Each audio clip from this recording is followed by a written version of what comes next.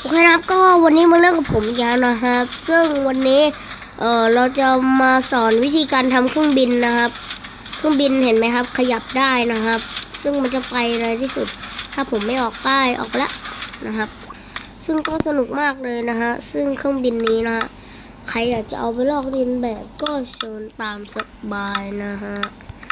ซึ่งเพราะว่าผมไม่ให้ทุกคนดูตลอดนะครับซึ่งมีน้องๆถามว่านะครับอันเนี้ยมันใช้ยังไงนะครับเดี๋ยวก็ดูวิธีการทำเครื่องบินไปก่อนแล้วมันต้องมีการใช้อันนี้นะครับนี่เลยนี่นะฮะเนี่ยเลยนะฮะขั้นแรกเลยผมต่อไม้มาอยู่แล้วไม่ต้องไปกลัวนะต่อไม้สูงๆแล้วแต่ท่านจะต่อเลยนะครับแล้วแต่ผมจะต่อประมาณนี้นะผมไม่ต่อยาวแล้วถ้าต่อยาวกันไปนี่นะครับเซ็งเป็ดอาริเกตชั่นนะครับมาเลยโอเคแล้วก็ว่าลืมแรกวางตรงนี้นะครับแล้วก็อาจจะเร็วไปนะครับก็ย้อนดูใหม่ได้นะครับแล้วก็นี่นะฮะ2 อันเลยแบบนี้แล้วก็วางแบบนี้นิดนึงวางตรงนี้แบบนะครับแล้วก็ให้คุณกุดอันนี้นะครับแล้วก็ให้มันเข้าหาหน้าอันนี้นะครับแล้วก็อันนี้เลยโอเคนะครับไม่ต้องไปหาเลสโตนที่มันเปลืองแบตนะครับก็คือวางเนี้ยเห็นไหมครับมันก็จะเข้าแต่มันยังไม่เสร็จนะครับไม่เสร็จต่ออันนี้ครับจะเหลือไว้ก็ได้นะครับเพราะว่ามันต้องใช้ที่เหยียบอีกนะครับถ้าเราเหลือแต่อันนี้นะครับแล้วลบอันนี้ทิ้งไปนะครับแล้วขุดอันนี้ทิ้งไปนะครับเวลาเรานั่งมันจะนั่งไม่ได้ครับเพราะผมต้องวางนี้ครับวางนี้ต่อเลยนะครับแล้วผมจะวางบล็อกเด้งดิ่งไปนะครับตรงนี้แล้วพอเรายืนตรงนี้มันก็จะผลักเรานะครับตกลงไปนะครับแล้วเราก็จะขึ้นไม่ได้เลยโอเคครับก็ทำแบบนี้นะครับอาจจะทำเร็วไปผมจะย้อนภาพดูนะครับนี่นะครับแบบนี้เลยแบบนี้ขี้เกียจ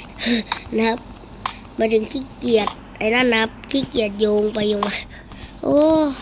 นั่นเหนื่อยมากนั่นเหนื่อยครับ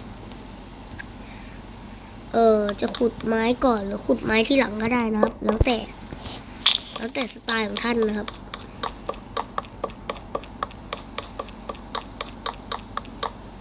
แล้วแต่เลย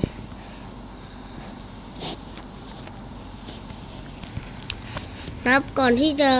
นั่นนะครับควรตกแต่งก่อนไหมวางที่นั่งอะไรอย่างเงี้ยครับก็ให้มันเสร็จไปไม่วางหรอกมั้งเพราะมันน่าจะไม่เอาใครไปหรอกมันน่าจะไม่เอาพวกอันนี้ไปนะครับแล้วก็เหลือไว้นะครับแล้วก็ใส่ตรงนี้ไว้ให้อันนี้มันหันหน้าไปตรงนี้นะครับมันก็จะได้นะครับเห็นไหมครับมันจะผลักไว้ตรงนี้โอเค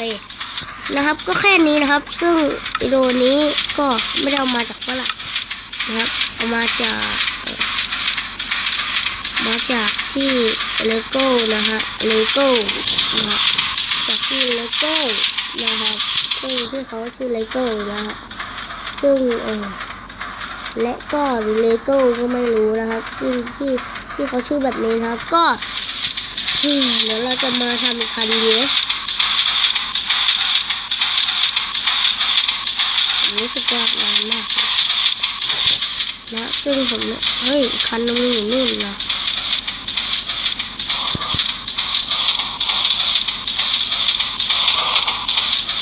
ครับก็ยังโหดเลยนะครับ